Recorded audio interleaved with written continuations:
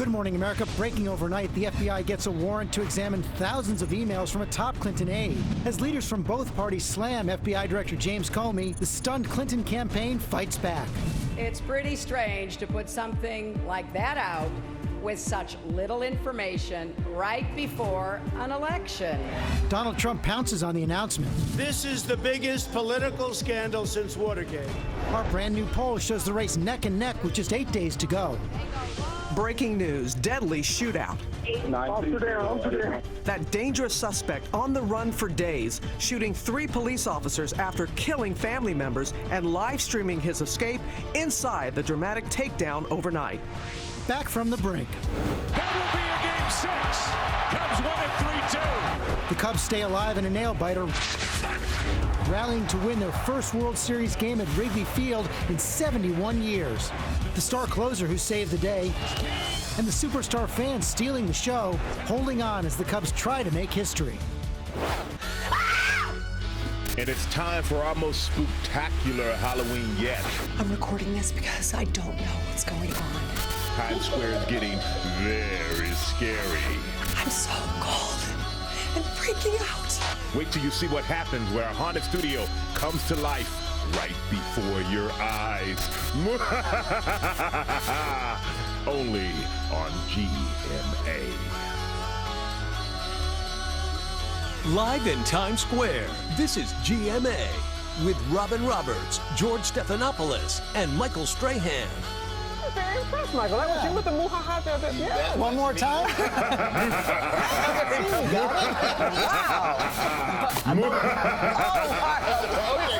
got it. Good morning, America. Happy Halloween. And take a look at our Times Square audience. So many little ones getting in the spirit to everyone's so excited. Adorable. They are ready. Yeah, we're all excited. We got some major surprises coming up for everybody out there because there's so much going on behind the scenes. I don't even know what's coming up. A lot of fun coming up. I hope Lara's okay. That was a little scary right there. Sure. That is all coming up. But first, that FBI bombshell. They are now searching through thousands of emails connected to Hillary Clinton aide Huma Abedin. And FBI Director James Comey under fire for making this new investigation public so close to an election. Dozens of Justice Department veterans criticizing him in a new letter. All of this could shake up a close race for the White House. Our new poll shows the candidates 1 point apart. We have team coverage this morning, starting with our senior justice correspondent, Pierre Thomas in Washington. Good morning, Pierre. Good morning, George. The FBI director is in the midst of a political firestorm, under searing attack by Democrats now under intense pressure to resolve whether this new batch of emails potentially connected to Clinton are significant or not.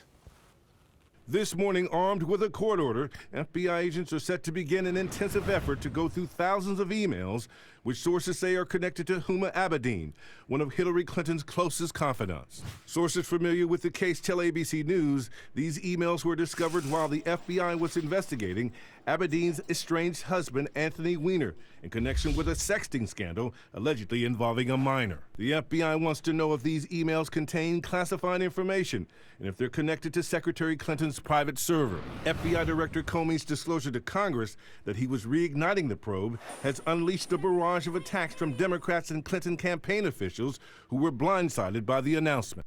On the Sunday talk shows, frustrated Democrats took aim. That in July, the director said no reasonable prosecutor would move forward, and there's nothing that we have been shown, nothing the director has said to alter that conclusion. Senate Minority Leader Harry Reid issued a blistering attack questioning Comey's integrity, writing that he regretted that he worked to get Comey confirmed because I believed you to be a principled public servant. With deepest regret, I now see that I was wrong. And last night, ABC News obtained a letter penned by former Attorney General Eric Holder and dozens of other former prosecutors and high-ranking officials, including Republicans, criticizing Comey. Many of us have worked with Director Comey. All of us respect him. But his unprecedented decision to publicly comment on evidence in what may be an ongoing inquiry 11 days before a presidential election leaves us astonished and perplexed. Republicans were quick to defend Comey. I've talked to FBI agents, former FBI agents, prosecutors, former prosecutors, who have scratched their heads and been very concerned about how the investigation was conducted and the conclusion that was reached 3.5 months ago to not indict. In the Clinton case, Comey has operated with extraordinary independence. In July, he took the unprecedented step of holding a press conference to announce why he was not seeking prosecution against Clinton, even as he offered a piercing assessment of her actions. There is evidence that they were extremely careless in their handling of very sensitive, highly classified information. Justice Department officials had advised against alerting Congress, citing department tradition of not talking about ongoing investigations and not doing anything that would be seen as influencing an election in its final days. And Pierre, one of the other things we're learning overnight is that investigators actually knew about these emails several weeks before they briefed the FBI director. George, the source tells me there was a lot of back and forth among agents about how to best proceed. And remember, the agents working on the Wjla sexting scandal were different from the team who worked on the Clinton private server. The source said it was complicated and a lot of bureaucracy involved. Whether that will suffice with the critics remains to be seen. Okay, Pierre, thanks very much. Let's bring in Dan Abrams now for more on this. You heard that letter from the former justice officials. They say they are astonished and perplexed because justice guidelines generally say you don't comment on investigations, you don't comment this close to an election. That's right. Well, first of all, you have to look at what happened in July, where James Comey holds this press conference. That was controversial in and of itself. Once he holds that press conference, once he talks to Congress about the details of the investigation, you can argue that he's stuck between a rock and a hard place now. The problem was the execution. The fact that he didn't provide any information that they may not have seen, it seems, any or most of the emails that they were talking about. Then James Comey then tried to backtrack a little bit, makes an internal comment in a letter to all of the FBI, trying to provide a little more context. Bottom line, this is why federal and local authorities often say we can't comment on an ongoing investigation. Why? Because it leads people to start guessing and making bad choices. And because of that vacuum right now, he's under pressure now to put out more information, even closer to an election, as they start to go through these emails. Yeah, I don't expect that he's going to do that. I don't expect we're going to hear anything else from James Comey. But let's also point out, it is very unlikely this is going to lead to any kind of criminal indictment. They are looking at these new emails. They're not revisiting the old investigation. They're not looking back and saying, did we get it right the first time? This is just a question of, is there something new that will surpass that very high legal standard, which is intentional mishandling of classified information, obstruction of justice? It's very easy to run computer programs to show whether or not these emails are duplicates of what the FBI already has. If they were able to determine that quickly, wouldn't he be under an obligation to put that out? Yes, if they were able to literally say these thousands of emails were already ones we've seen, yes, I would expect that Comey would say something. But that's the only event, meaning if they're going to have to literally go through all of these, I don't expect that we're going to hear anything. Okay, Dan Abrams, thanks very much. And all right, George, now with just 8 days to go until the election, Hillary Clinton and her top supporters are fighting back against the FBI director over what they're calling unfair treatment. ABC's Cecilia Vega is with the Clinton campaign in Westchester, New York. Good morning, Cecilia. Robin, good morning to you. They sure are fighting back. I was on this plane here behind me when this political bombshell broke. This team was completely shocked by this news. This was the October surprise no one saw coming. Hillary Clinton on a swing through Florida this weekend, but noticeably absent her closest aide, Huma Abedin. Rallying supporters, Clinton tried to move past that political bombshell. There's a lot of noise and distraction, but it really comes down to what kind of future we want. Her campaign had been riding high about the state of the race. Instead, this morning, Team Clinton is rocked by her emails once again. Some of you may have heard about a letter that the FBI director sent out yesterday. Well, if you're like me, you probably have a few questions about it. It is pretty strange.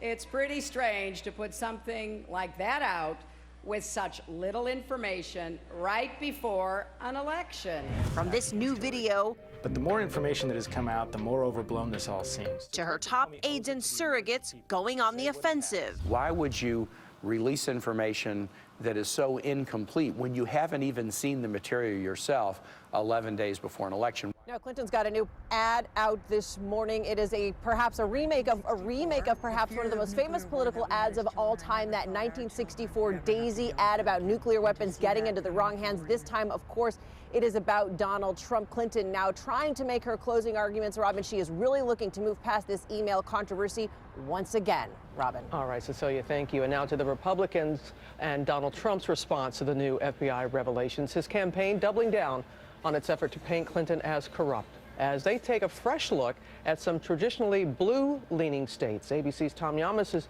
here with more on their strategy. Good morning, Tom. Robin, good morning to you. The Trump campaign feels they now have an opening in some of those states. They hit New Mexico yesterday, Michigan today, and though they're not as organized or organized at all on the ground in those blue states, they feel Clinton is very vulnerable. This could be the mother lode.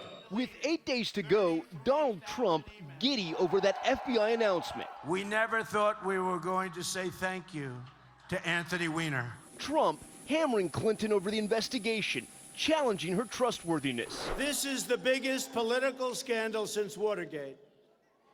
And it's everybody's deepest hope that justice, at last, will be beautifully delivered. The Republican nominee fighting claims from top Democrats and the Clinton campaign that the FBI is in the wrong for revealing the inquiry so close to Election Day. Hillary Clinton is not the victim, by the way. She's not the victim. You, the American people, are the victims of this corrupt system in every way. Now, Donald Trump told George just last week that his wife will be giving more speeches. It seemed to surprise even her. And now the campaign has announced Melania Trump will deliver a speech on Thursday in the suburbs of Philadelphia. George? Okay, Tom, thanks. Let's talk to Matt Dowd about all this right now. So, Matt, we were talking last week, said that this race was all but over before Friday, unless there was some major outside event. Is this FBI announcement big enough to change the trajectory? Well, as we talked last week, I thought it was around a 5 or 6 point race, but for a major political meteor. Well, a meteor has hit. This is me. The question is the size of this. I think this race has gone from 5 or 6. I think Democrats expected this to be an Obama 2008 type victory. It's now gone to an Obama 2004 type victory. It could go to a Bush over Kerry type victory, which is between 2 and 3, and there's no telling where this ends up in the next 2 or 3 days. Yeah, but it sounds like you're saying, absent new information, Clinton's still on a track to win. Well, if you take a look at the states and you take a look at the national polls, I think right now it settles into about a 2-point advantage nationally. And right now she has a firewall in those states. It hasn't moved. But keep in mind, the states are lagging indicators of where the race is. But for now, those states haven't fundamentally moved. Yeah, he still needs to shift to a state that's going traditionally Democratic. Like North Carolina. Okay, Matt Dowd, thanks very much. We're going to move on from politics now to breaking news this morning. A suspect on the run for days, accused of killing 2 family members, shooting police officers, live streaming his escape. Well, he is now dead after a shootout with police overnight. ABC's Steve Osunsami has the dramatic details. He was running from the law for a week, but the long arm of authorities caught up with 38-year-old Michael Vance late Sunday night in western Oklahoma. The 38-year-old refused to give up and died in a shootout with police about 130 miles northwest of Oklahoma City. Police have been searching for him since October 23rd. He was accused first of shooting 2 police officers and then carjacking a couple as he fled. He shot another woman in the thigh and then drove 8 miles to a home where police say he brutally killed 2 family members. What frustrated police even more is when he went to social media to brag about the story. Let me tell you, it hurts. He even live streamed his getaway. Wow. I'm really hurt. So I'm waiting for a police shot. Authorities caught up with Vance Sunday morning when police spotted him leaving a campsite. A county sheriff pulled him over at 9:30 p.m. and they traded bullets. Vance escaped that shootout but was cornered by the Oklahoma Highway Patrol 45 minutes later, bringing this chase to a deadly end. A police officer was wounded in the shootout. We're told he was shot in the shoulder, but those injuries aren't life-threatening. We're told he's being treated for that injury this morning. For a full recovery. All right, Steve, thank you. Now let's go to Amy with this morning's other top stories, starting with another scare for some airline passengers. That's right, Robin. A flight about to take off from Fort Lauderdale was evacuated because of a bomb scare. A passenger on the Spirit Airlines flight reportedly saw text messages on the phones of 2 other passengers about bombs. We are the aircraft that had a bomb threat. Would like to declare an emergency. Police came aboard and took the two men off the plane. Then everyone was evacuated while the plane was then searched. Nothing was found, and the flight finally landed in Dallas overnight. And new drone video just in showing the utter devastation in central Italy. A 600-year-old church and many other buildings destroyed in the latest powerful earthquake there. Sunday's 6.6 magnitude quake is the strongest to hit Italy in decades. Thankfully, no one was killed. And officials say this man climbed into the panda enclosure at a zoo in China, all to impress some women. Well, the panda seemed to think he was a zookeeper playing with him and began to roughhouse a bit. The trespasser's pants were torn. He actually got some bloody scratches, but he did get away, and the panda was fine. I don't know if everyone watching was, though. Also, we know it's Halloween, right? And even the sun decided to dress up for the occasion. You got to look at these photos just released by NASA. Active magnetic fields making the sun look like an evil jack-o'-lantern. You know, this time of year we all talk about the harvest moon. Phew, whatever. I am Team Pumpkin Sun. Start a hashtag with that. That's good. Thank you, always lady. got something. Yeah. And speaking of teams, now to that make or break night in baseball, everybody, the Cubs keeping their championship dreams alive, beating the Indians in Game 5 of the World Series last night. And Paula Ferris was there for it all, and she's joining us from Wrigley Field. Good morning, Paula. Good morning. Like you said, speaking of teams, Michael, you know, the Cubs sending a powerful message to the Indians that they're not done yet. And I've got to tell you, there was a collective sigh of relief outside the stadium in the city after that final out, and maybe even a little bit of optimism that they can still win this thing. This morning, the dream lives on for Chicago fans as the Cubs make a comeback in Game 5 of the World Series. That will be a Game 6. Many fans handing the win to the Cubs pitchers. Closer, Aroldis Chapman holding off the Indians with the final 8 outs. His pitches clocking in over 100 miles per hour, so fast that some Cleveland batters unable to swing. When you have a guy like that that can pitch them that many significant outs in the latter part of the game, it's pretty cool. And the ace on the mound, John Lester, seemingly carrying the burden of 108 years of hopes on his shoulders in a solid first 6 innings. The Cubs fighting with everything they had to break their curse. In their corner, a litany of Hollywood heavy hitters, Vince Vaughn and Pearl Jam frontman Eddie Vedder.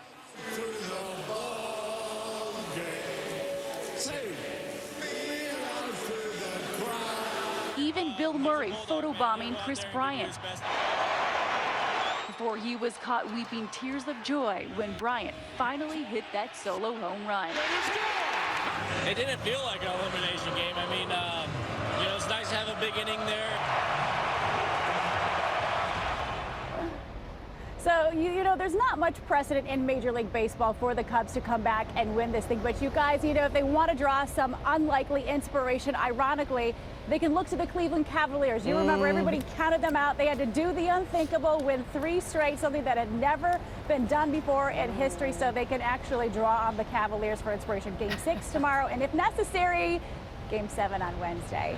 You were just talking about that. We were talking about that. All right, Paula, thanks so much. That's right. Okay, let's go to Ginger right now. Halloween forecast. And look at this. Did you guys see that thunderstorm yesterday as it rolled through New York City? You can see it over New York City thanks to Mike Galumbo, not Max. That's our meteorologist brother, actually.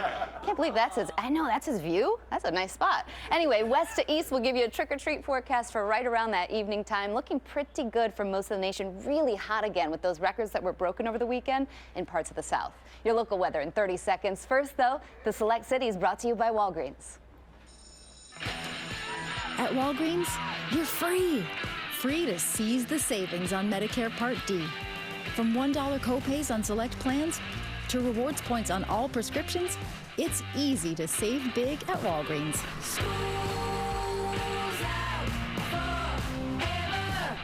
Just stop by Walgreens.